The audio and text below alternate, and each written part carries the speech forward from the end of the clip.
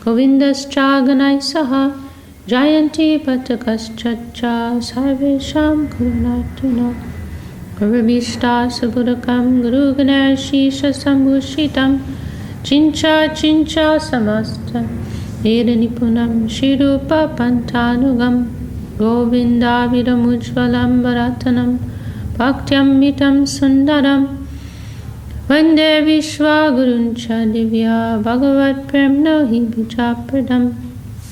Okay, so we're continuing with Sri Chaitanya Charitamrita. We are in Antya Lila, chapter 2, the chastisement of Junior Haridas. And we just heard yesterday some description of the different ways in which Mahaprabhu would manifest himself and spread Krishna consciousness.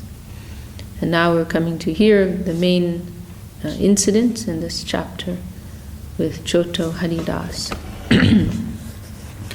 Purushotame Prabhu Pashe Bhagavana Charja Padam Vaishnav Deho Supanditarja. At Jagannath Puri, in the association of Sri Chaitanya Mahaprabhu, lived Bhagavana Charja, who was certainly a gentleman, a learned scholar, and a great devotee. Sakya Bhava Kranta Chitta Gopavatar Sadhub Gosai Saha Sakya Vyavahar. He was fully absorbed in thoughts of fraternal relationships with God. He was an incarnation of a cowherd boy, and thus his dealings with Srup Damodar Goswami were very friendly. Ekanta bhave ashiyachen Chaitanya charan Madhye madhye prabhu teho kore nimantram. He sought the shelter of Sri Chaitanya Mahaprabhu.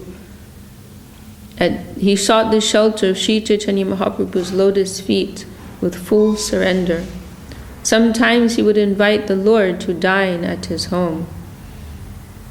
Gore bhatta kori koden vividha byanjan Ekole gosai loya kadan bhojan.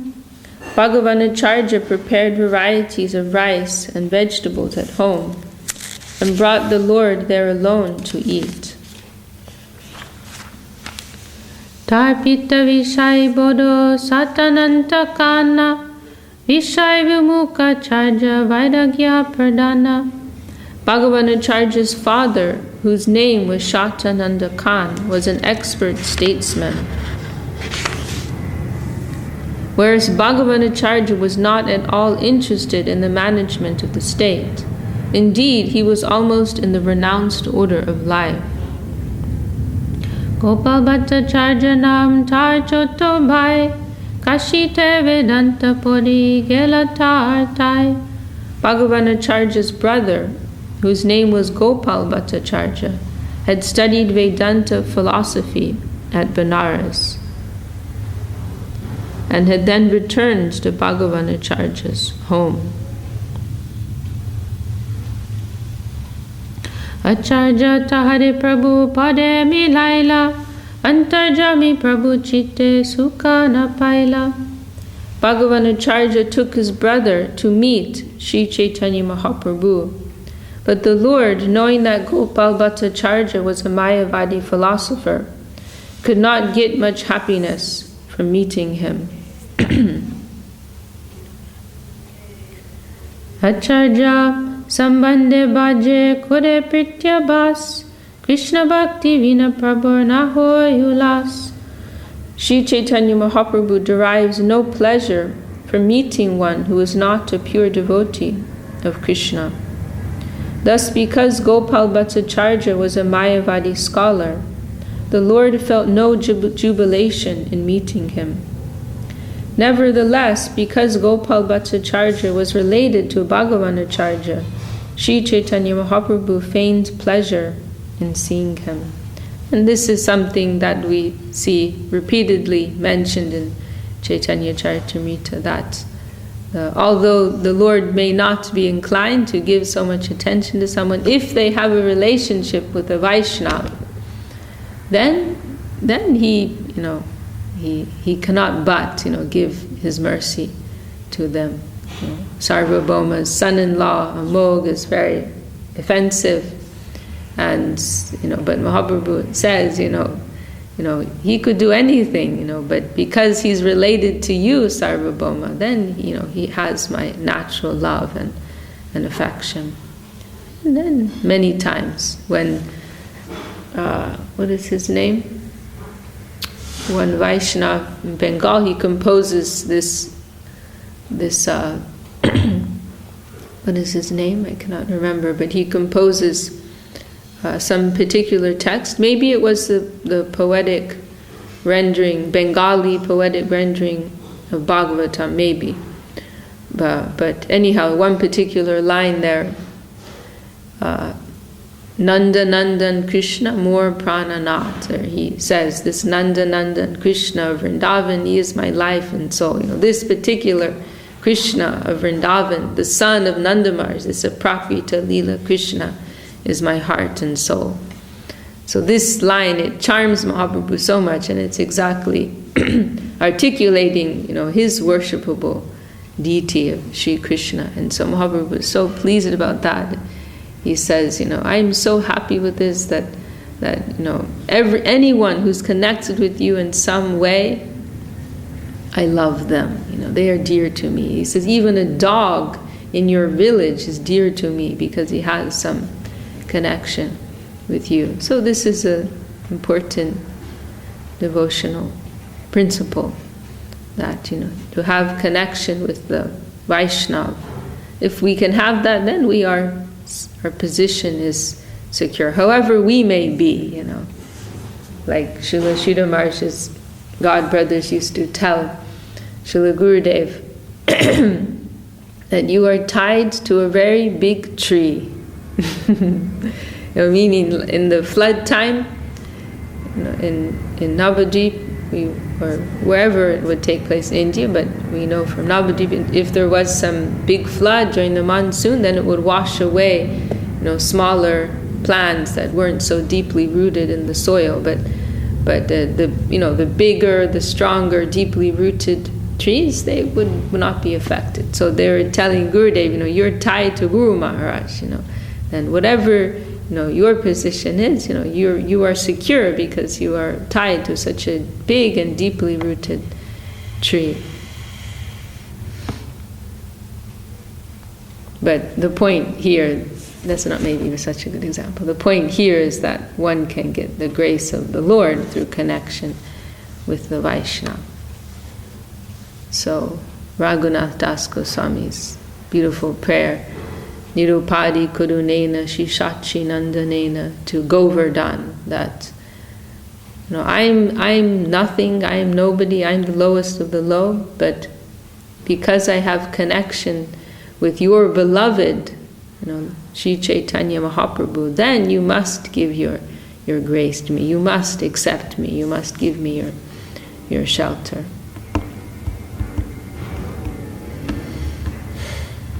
And we see that in other places in Chaitanya Charitamrita, when Mahaprabhu is in Varanasi, the capital, stronghold of the Mayavadis, then Mahaprabhu is a little indifferent to the situation. But when one of his devotees especially requests, please, you save these people. I have to live with them. It says that is his feeling. I have to live with them. Please, do something, help them, give your mercy to them. Then Mahaprabhu is compelled to do that. So anyhow, this what is his name? Gopal Bhattacharya. He's been influenced by Mayavad philosophy. Mahaprabhu is not very interested, but because he's related to his very dear devotee, Bhagavan Acharya, then Mahaprabhu is giving him some attention.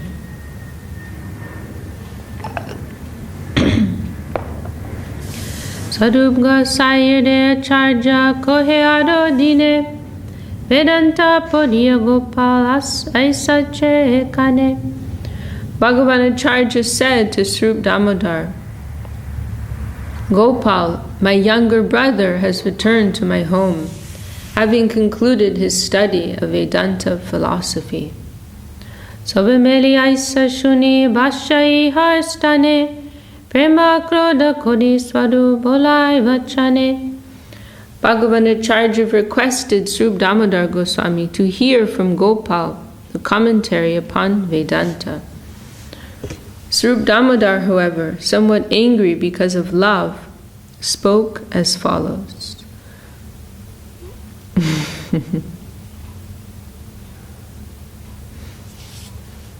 Budi brashta hoila tomar Gopalera sange, mayavad shuni bade upaji lorange. You have lost your intelligence in the association of Gopal, and therefore you are eager to hear the Mayavad philosophy. Vaishnav hoye jeba shariraka vasya shune, sevya sevak bhavchadi apanade ishwar mane. When a Vaishnav listens to the Shariraka Bhashya, the Mayavad commentary upon the Vedanta Sutra, he gives up the Krishna conscious attitude that the Lord is the master and the living entity is his servant. Instead, he considers himself the Supreme Lord. Mahabhagavadje Krishna pranadana jar, Mayavad shavane chitta vasya firetar. The Mayavad philosophy presents such a jugglery of words that even a highly elevated devotee who has accepted Krishna as his life and soul changes his decision when he reads the Mayavad commentary on the Vedanta Sutra.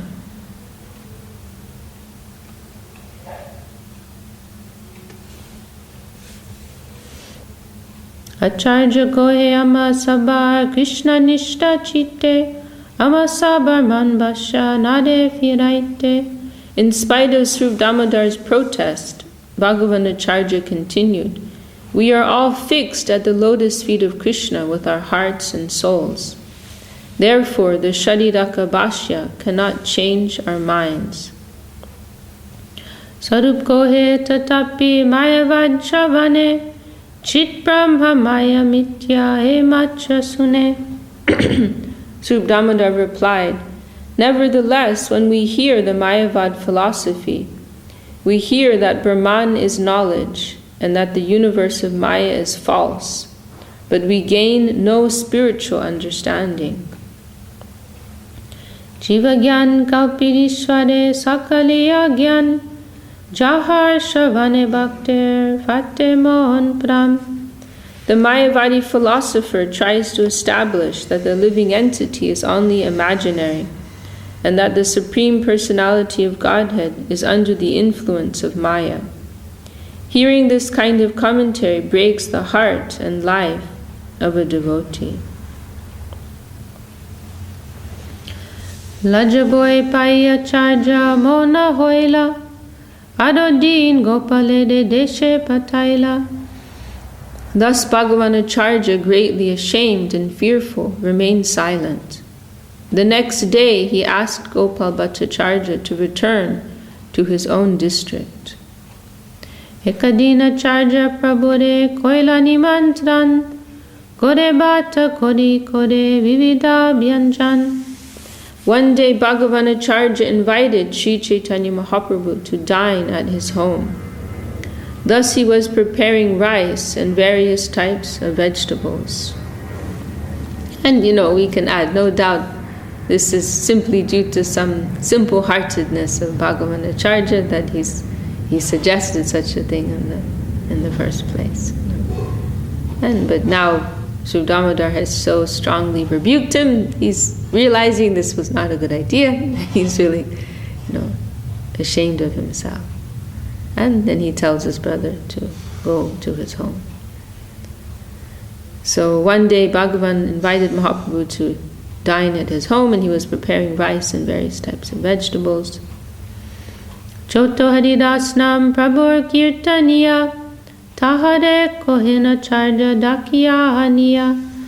A devotee named Choto Haridas used to sing for Sri Chaitanya Mahaprabhu. Bhagavanacharya called him to his home and spoke as follows.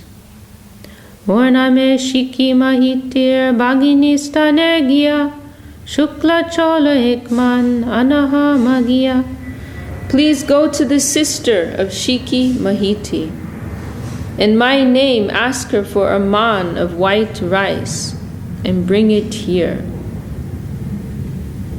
So, in the West, here we say, rice. Rice is rice. Or maybe you have, brown rice and white rice. You have black rice. You have red rice. But especially in Bengal, rice is like a big deal. And there's many different types of rice, like ways of processing the rice.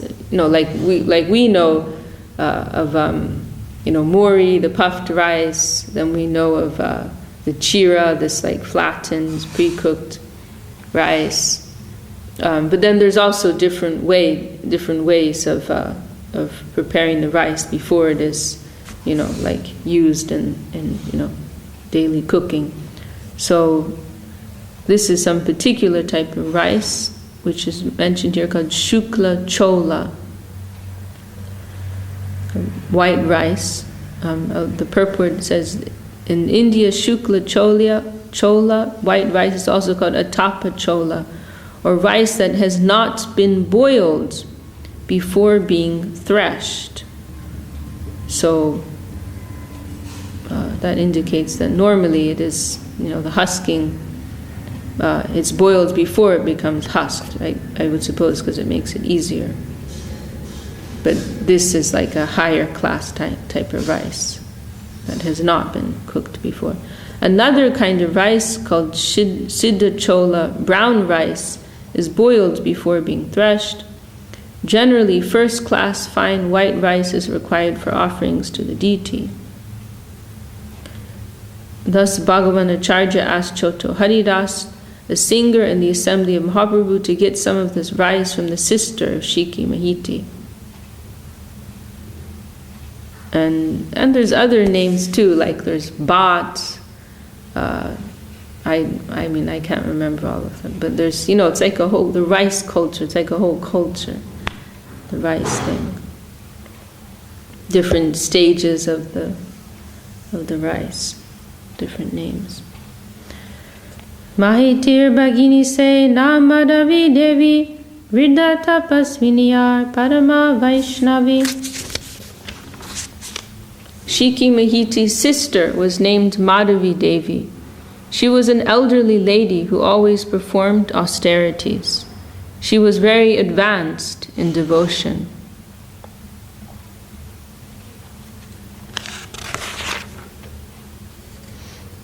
So, Bhagavan Acharya has told Ch.Ch. Haridas, who's like a junior member of the entourage of Mahaprabhu, who's especially known for his singing. He's like a junior devotee in the group, and so Bhagavan has asked him to go to buy this special rice that he could cook from Mahaprabhu. And he's asked him to go to the sister of Shiki Mahiti, who is called Madhavi Devi. Lots of names. She was an elderly lady who always performed austerities. She was very advanced in devotion. Prabhu leka kore jade radhikara gan jagatera madhye patra sadeti injan. Sri Chaitanya Mahaprabhu accepted her as having formerly been an associate of Srimati Radharani. In the entire world, 3.5 people were his intimate devotees.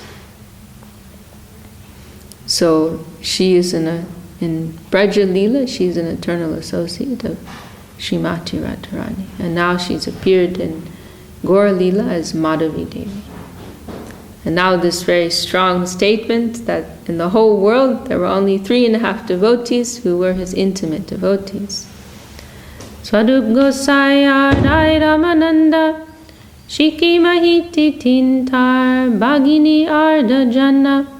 The 3 were Swarup Damodar Goswami, Ramananda Rai, and Shiki Mahiti.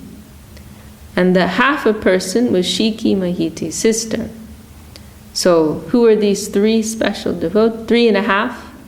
Swarup Damodar, Ramananda Rai, Shiki Mahiti, and then Shiki Mahiti's sister counts as the half. And Srila Charjamar, he said that, because this is kind of a funny statement. 3.5 devotees were very dear, very close to Mahaprabhu. And we heard from Srila Charjamar, when he was in Russia, somebody asked him, why is it referring to Madhavi as a half?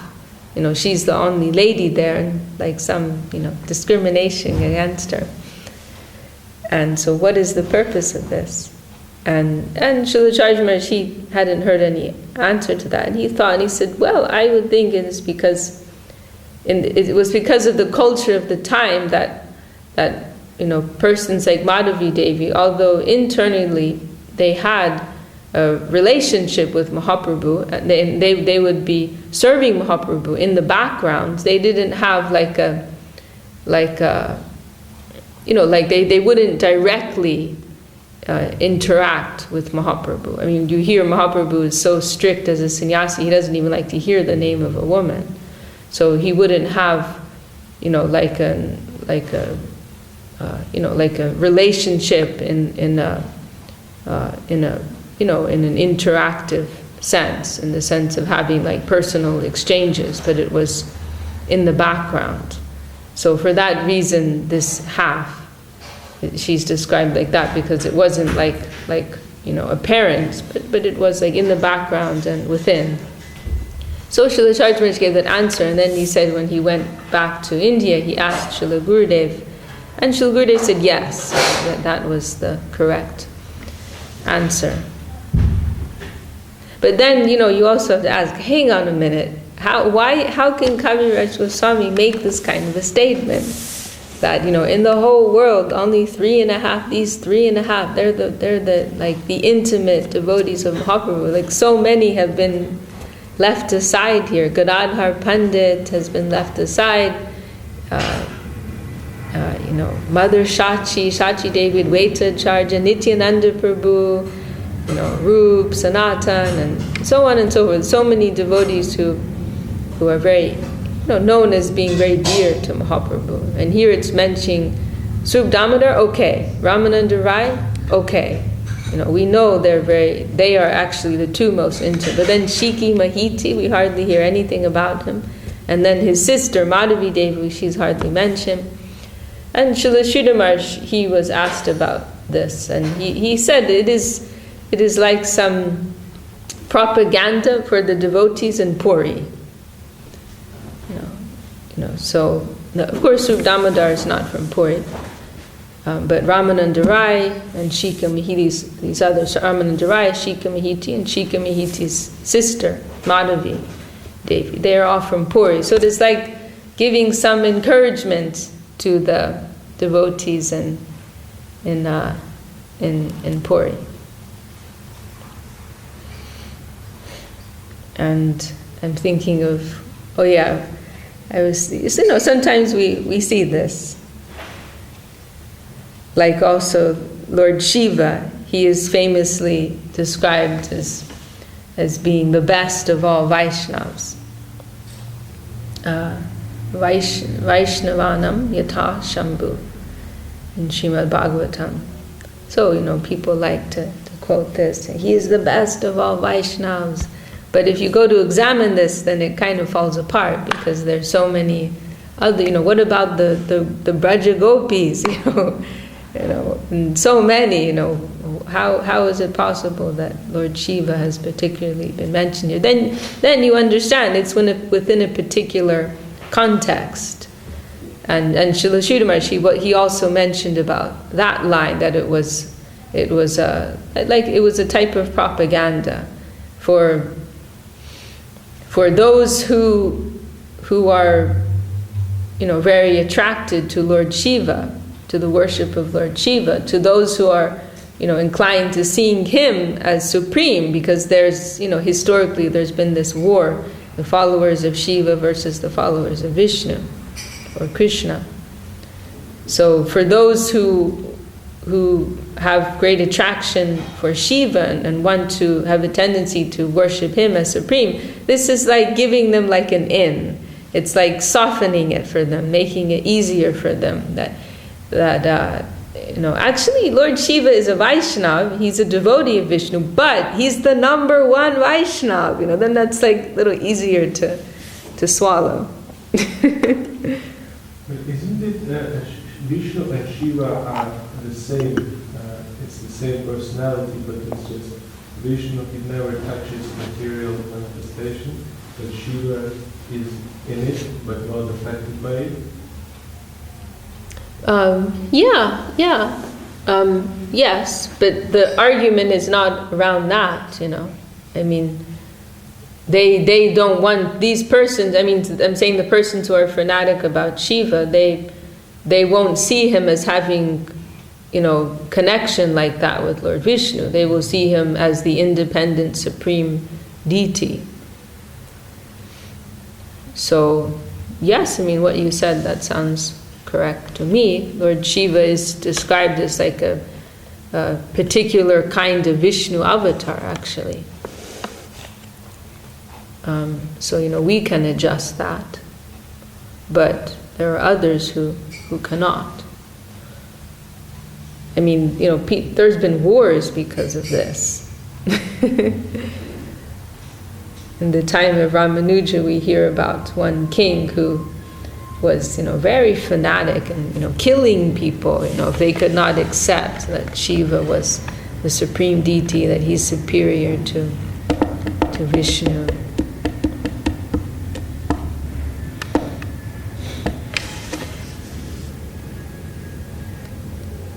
Do you know that story? Well, there's one very cool story, I'll tell you.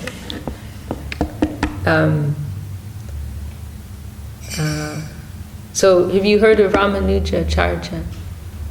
So historically, there's four main Vaishnava Sampradayas. So technically, ours comes from Lord Brahma. And then another one comes from Lakshmi Devi.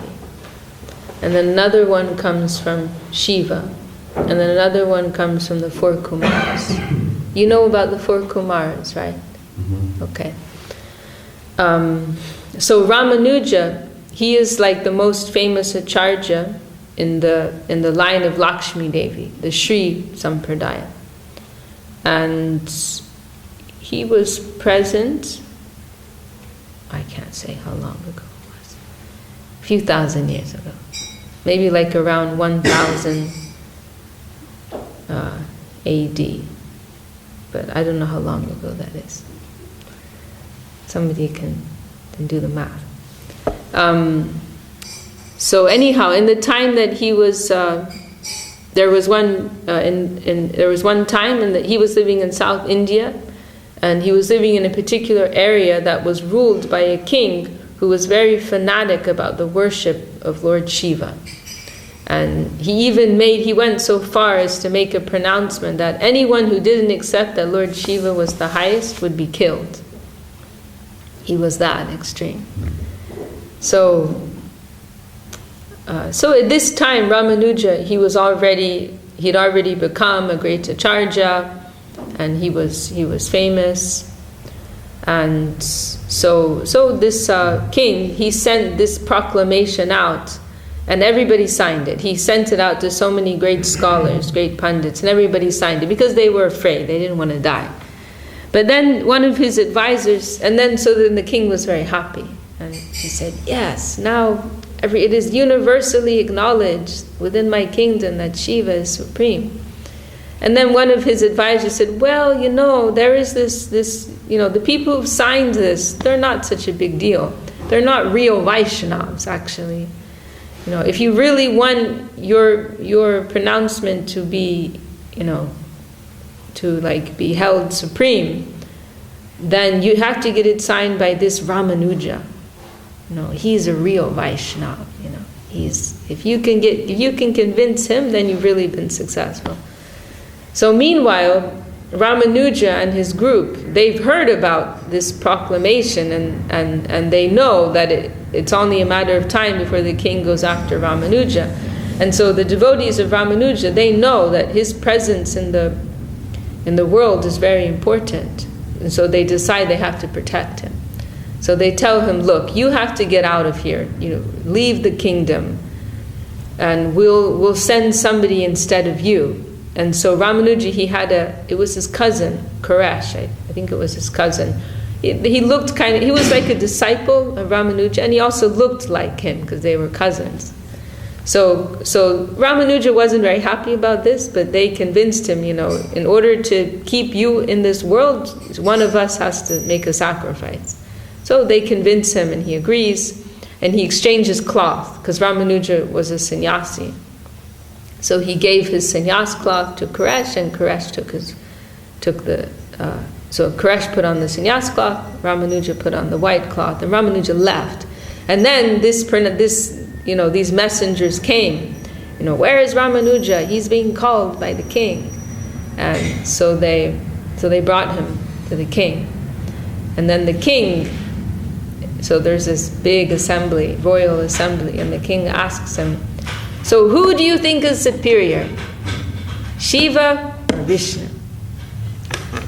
Now, at that time, there were different, they had, like we say acres or hectares, or we say meters or feet, right? We have different ways of measuring land. So they had a particular measurement at that time, and there were different names for different types of measurement. And there's one type of measurement called a Shiva. And there was another type of measurement called a cock. And a cock was bigger than a Shiva. So then this Koresh, he was like a real smart aleck. And he gave a real smart aleck answer. And he said, so the king said, so who's superior, Vishnu or Shiva? And Koresh said, well, it seems to me that cock is superior to Shiva. And then the king, he lost it.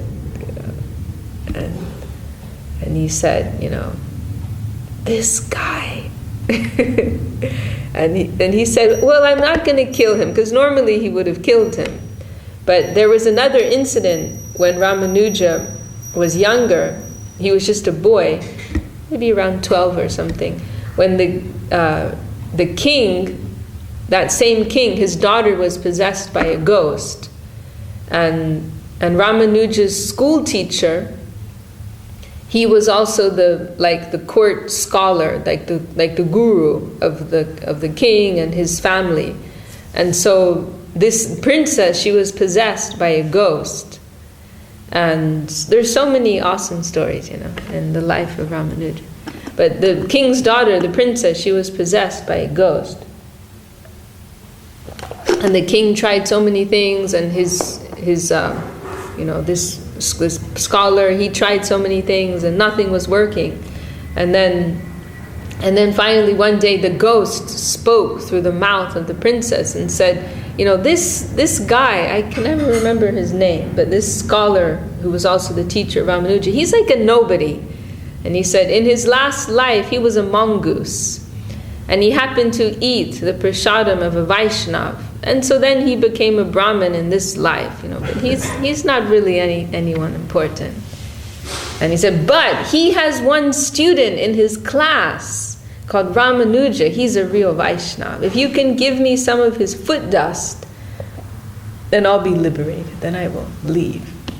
And so they did that. So Ramanuja, the foot dust of Ramanuja was given to the head of that princess, and then that ghost left, was liberated and left the body. So then, fast forward so many years later, the king's remembering, this boy, he saved my daughter's life, so I'm not going to kill him. Instead, just take his eyes out. Take his eyes out and throw him on the outskirts of the city. So that's what they did. And then later the Vaishnavas came and they found him and took care of him.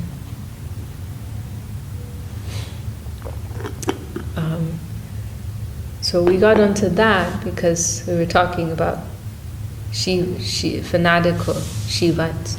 But it is like a big offense, right? Sorry, what did you say? Can it be seen as a big question of Aparad? Well, what do you think about it? Like he took out his eyes. He didn't say anything, or he just took out his so terrible. Well, of course.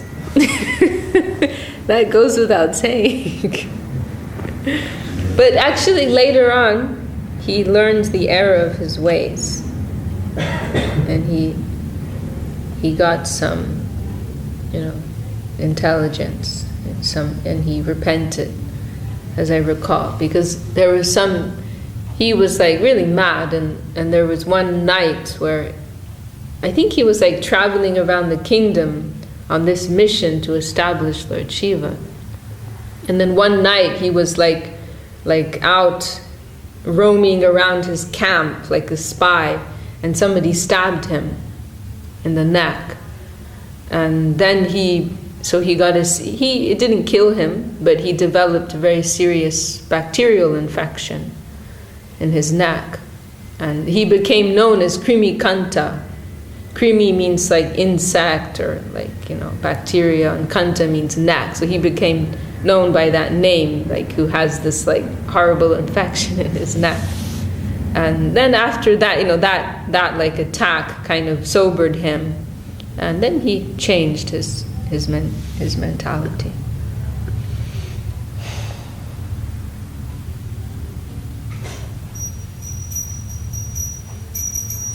So, we will see that Shiva is a very great and very dear devotee of the Lord. And also not like a direct avatar, but like a type of avatar, a special type of avatar of Lord Vishnu. Okay, well, we kind of went off track here, so we can continue. But anyhow, the point here we were going to was about propaganda. Why Kaviraj Goswami is saying these 3.5 devotees. It's a very like funny expression. That he's particularly singing these, selecting these people, and we don't need to take everything completely literally. That's another point. In the intensity of like affection, we will say different things. Like Srila Gurudev would say, so and so is my best friend, and so is my best friend, or if he's in a particular place, then he'll give some special praise to someone who's there. And we won't say it's not true, but we won't say like that's an absolute statement as well. But in that particular context, this is being expressed. Or so and so, like somebody told me, Madhura Priya, she was telling me how her husband Devananda Prabhu, Gurudev had said he's the best cook in the world or something. And then Divyashari Didi was there, and she was like, Gurudev said I was the best cook. Gurudev may say that about many people.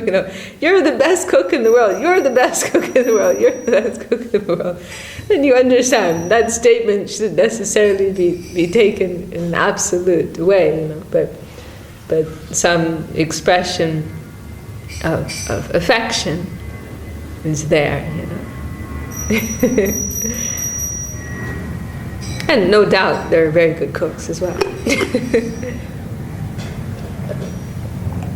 But not that every statement is an absolute statement.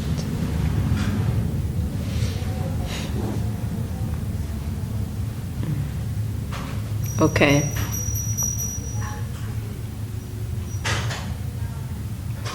So, Choto Haridas has come to the sister of Shikimhiti to beg this very fine white rice. Tartai Tandu Magi Anilo Haridas Tandu Deki Ch.Ch Adi Kulas After begging the rice from her, Junior Haridas brought it to Bhagavanacharya, who was very pleased to see its quality.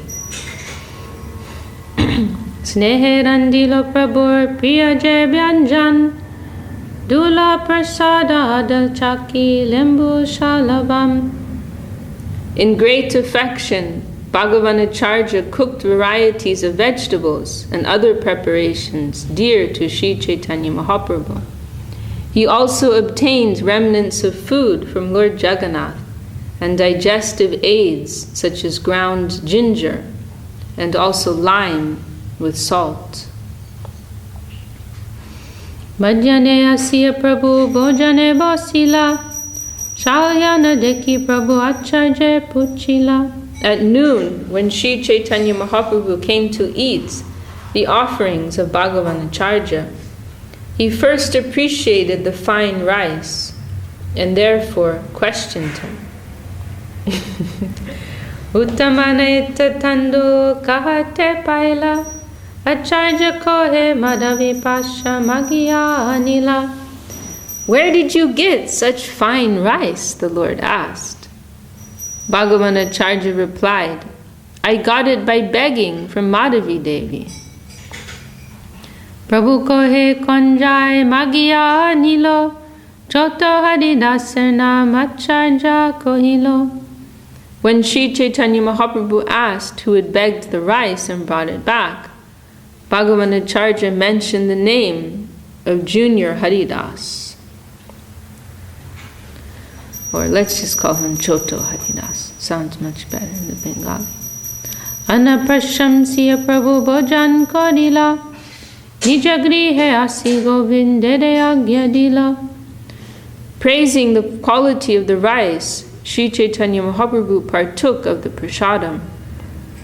Then, after returning to his residence, he gave the following order to Govinda, his personal assistant. Aji hoite mor agya paliba, choto haridase hasite nadiba. From this day forward, do not allow Choto Haridas to come here. So it's puzzling. What was his offense? Dwarmana hoilo Haridas duki hoilo mane, ki lagiya dwarmana keho nahi jane. When Choto Haridas heard that he had been ordered not to approach Sri Chaitanya Mahaprabhu, he was very unhappy. No one could understand why he had been ordered not to come. Tin din hoilo Haridas kore upavas, swarupari asi pochila Mahaprabhur pash. Haridas fasted continuously for 3 days. Then Srup Damodar Goswami and other confidential devotees approached Sri Chaitanya Mahaprabhu to inquire from him. Kaun aparad Prabhu koilo Haridas, ki lagiya dwarmana kore upavas. What great offense has Choto Haridas committed? Why has he been forbidden to come to your door? He has now been fasting for 3 days. Prabhu kohe vairagi kore prakrita sambashan, dekite na paro ami tahar vadan. The Lord replied, I cannot tolerate seeing the face of a person who has accepted the renounced order of life, but who still talks intimately with a woman. Durvar indriya kore vishai grahan, tadavi prakriti hare munarapiman. So strongly do the senses adhere to the objects of their enjoyment, that indeed a wooden statue of a woman attracts the mind of even a great saintly person. And now this is a quotation from, it's in the Manu Samhita, and it's also quoted in Bhagavatam. Matra swasra duhitra va na vivikta sanobhavet balavan indriya gramo vidvam sam apikarshati.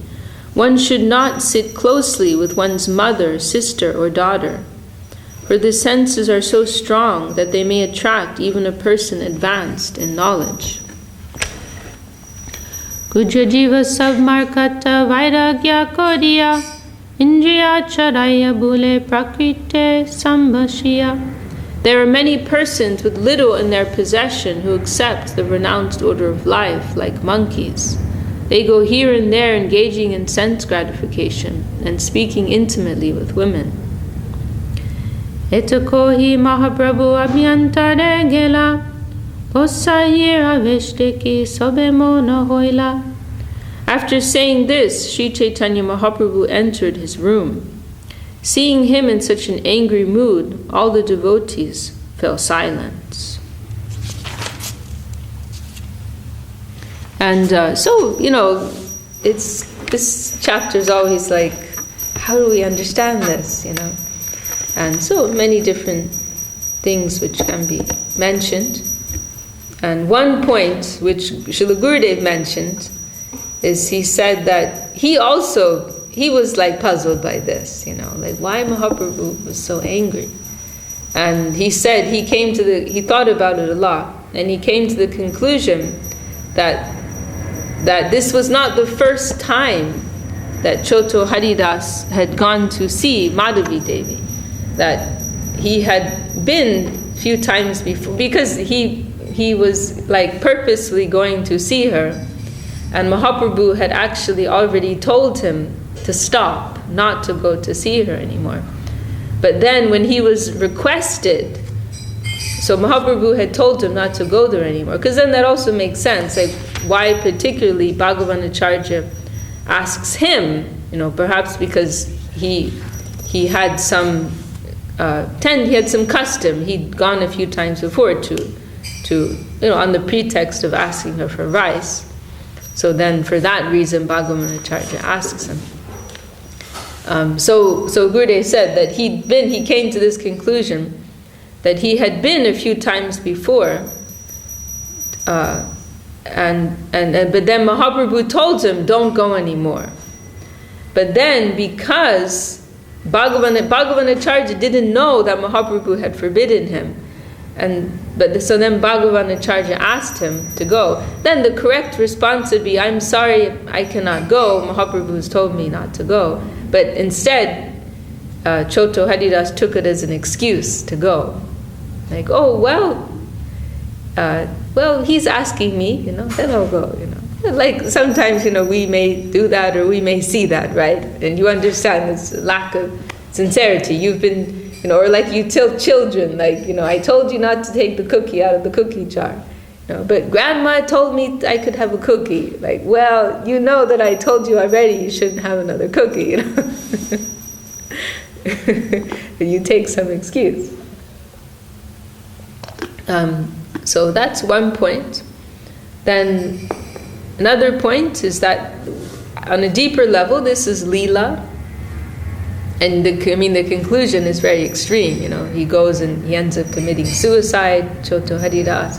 But it is understood that, and it is also explained in, I think it's originally a purport of Srila Saraswati Thakur, that they are Ch.Ch. Haridas, Mahaprabhu, they are eternal. He is an eternal associate of Mahaprabhu, and this is like a play, some, giving some instruction.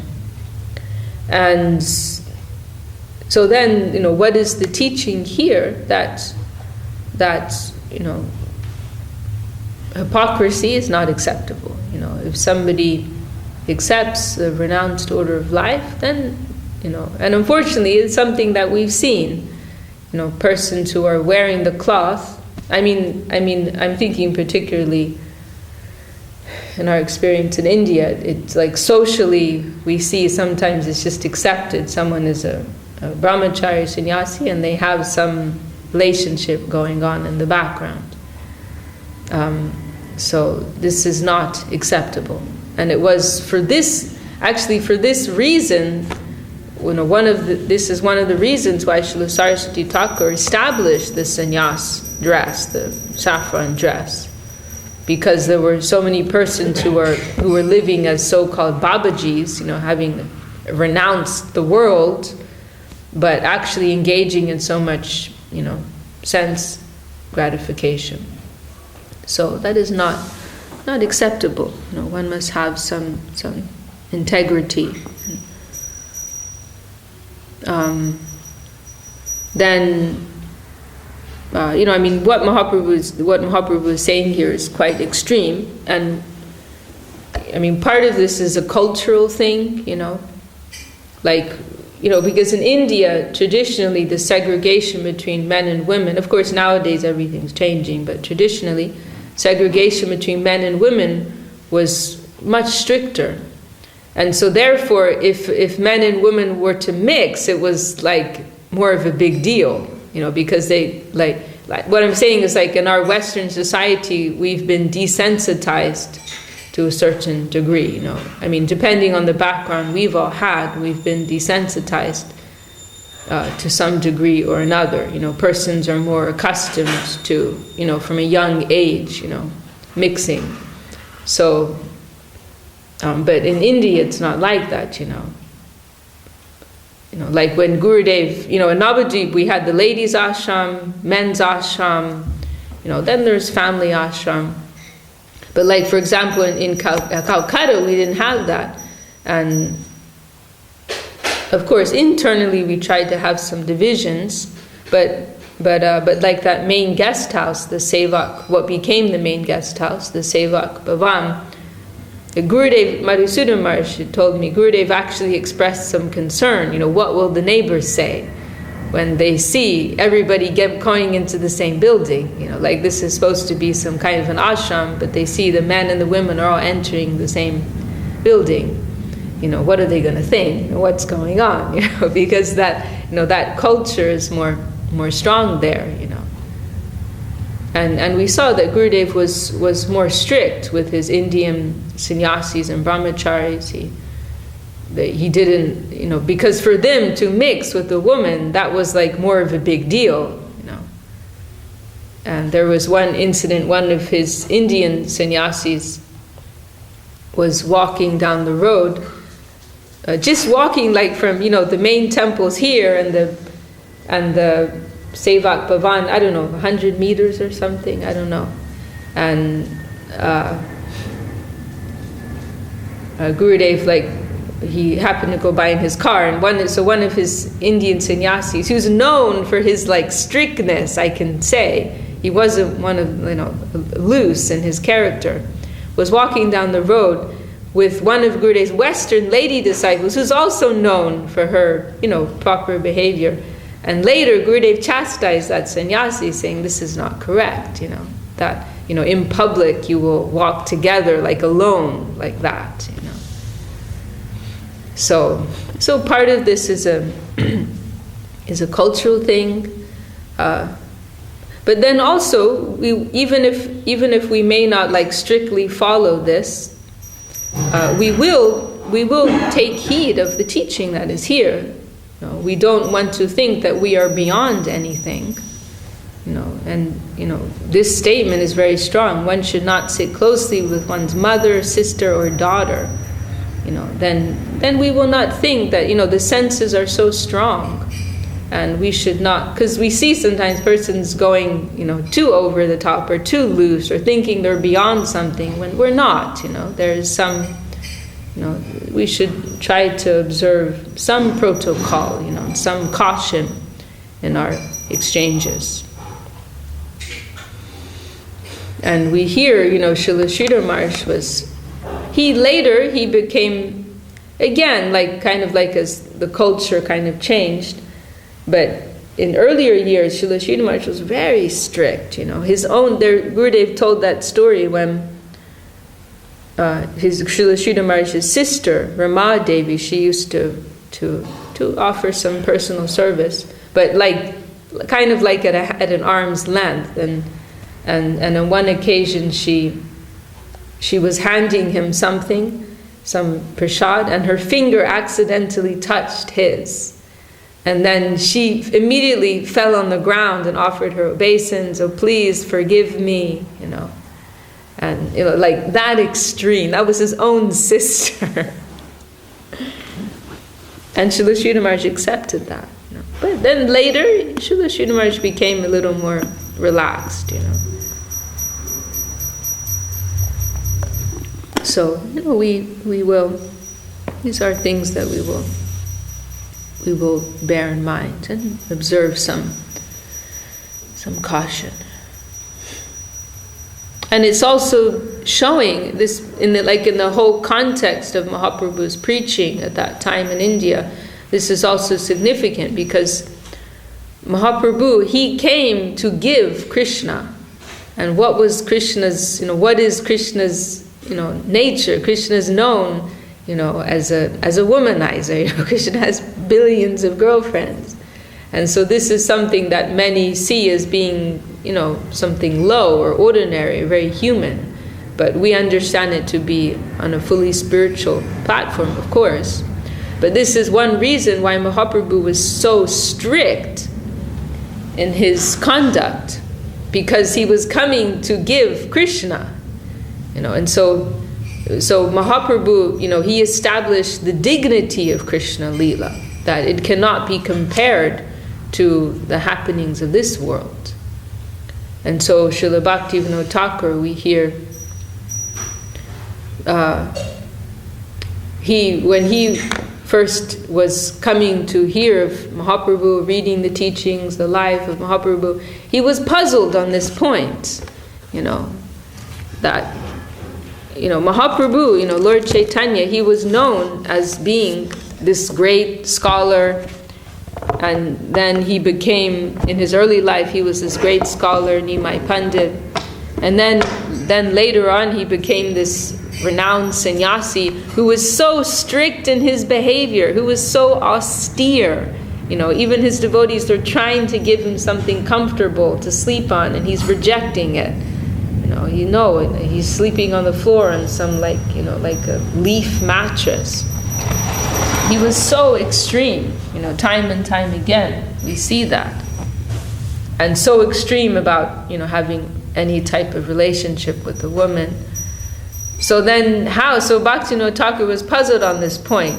This great scholar, this great renowned sannyasi, he is holding Krishna as the highest deity. I don't understand. This doesn't add up. Krishna, who's known for, having all these girlfriends, for being loose in his behavior. How can I understand this? And then he came to understand that Mahaprabhu was Krishna, coming to show the dignity of Krishna Leela. That it is actually all on the highest platform, and it is, categorically different from the affairs of this world. So that is another point. And we can also think as well, if we're, otherwise, like Srila Sridhar Maharaj just said, people will say, oh yes, we understand, your God is very loose, and you are also very loose, Yes, we understand. Then that also gives us some responsibility, that we will try to, to be respectable in our conduct, and then that will help people to understand what it is, that we, that we are worshipping. It is not something of this world.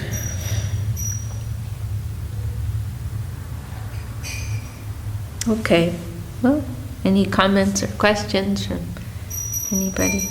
Or should we stop there? Anyone like to chant? Radha, would you chant Hari Hari? No? Okay. Would you like to sing, Prabhu? Or? Hari Haraya Nama Krishna Jadavaya Namaha. Hari Haraya Nama Krishna Jadavaya Namaha.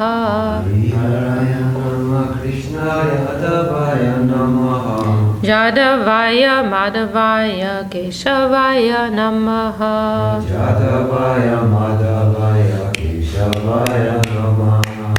Gopal Govinda Ram Shri Madhusudhana. Gopal Govinda Ram Shri Madhusudhana. Giridhari Gopinatha Madana Mohana. Giridhari Gopinatha Madana Mohana. Shri Chaitanya Nityananda Shri Advaita Chandra Shri Chaitanya Nityananda Shri Advaita Chandra Gadadhara Shivasadi Gaur Bhakta Vrinda Gadadhara Shivasadi Gaur Bhakta Vrinda Jai Rupa Sanatan Bhatta Raghunatha Jaya Rupa Sanatana Bhatta Raghunatha Shri Jiva Gopala Bhatta Dasa Raghunatha Shri Jiva Gopala Bhatta Dasa Raghunatha He Jai Gosai Kori Charana Vandana Jai Gosai Kori Charana Vandana Jaha Hoite Vignana Shabishta Purana Rahoite Vignana Shabishta Purana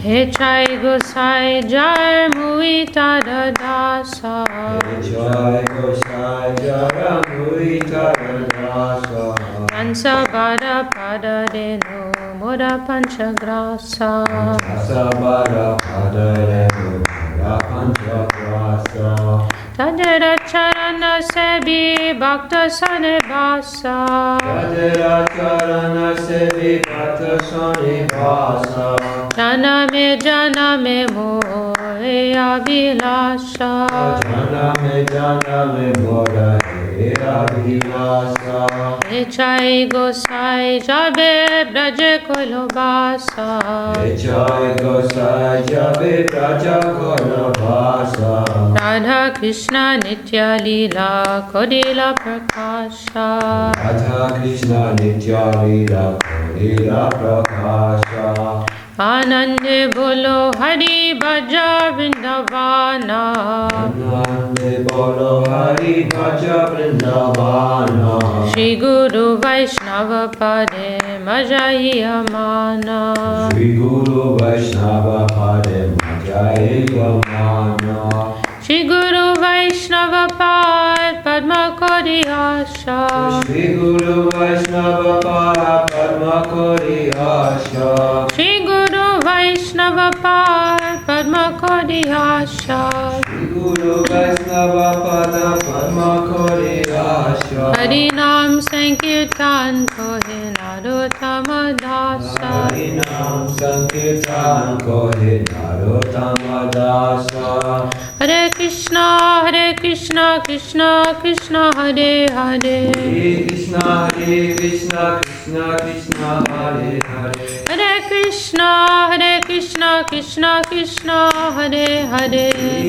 Hare Krishna Krishna Krishna Hare Hare Hare Rama Rama Rama Hare Hare Hare Rama Rama Rama Hare Hare Hare Rama Rama Rama Hare Hare Hare Rama Rama Rama Hare Hare Hare Krishna Krishna Krishna Hare Hare Hare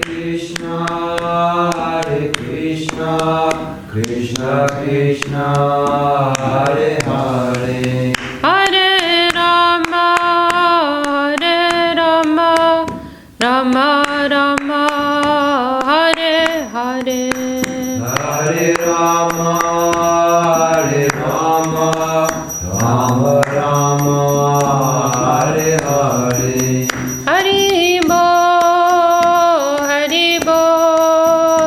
Hari Bo Gaura Hari Bo Nitai Gaura Hari Bo Hari Bo Hari Bo Hari Bo Nitai Gaura Hari Bo Hari Bo Gaura Hari Bo Nitai Gaura Hari Bo Hari Bo Hari Bo Nitai Gaura Hari Bo Jai Vishnupad Paramahamsa Parivrajakacharya Varya Ashtotar Ch.Ch Bhakti Sundar Govinda Dev Goswami Maharaj Ki Jai Jai Vishnupad Paramhamsa Parivrajakacharia Vayashtotar Satashi Srila Bhakti Raksha Sridhar Dev Goswami Maharaj Ki Jai Bhagavan Srila Bhakti Siddhanta Saraswati Goswami Thakur Ki Jai Shri Rupanuga Guru Varga Ki Jai Namacharya Srila Haridas Thakur Ki Jai Saprasad Shriman Mahaprabhu Ki Jai Shri Navadip Dham Ki Jai Shri Ganga Jamuna Ki Jai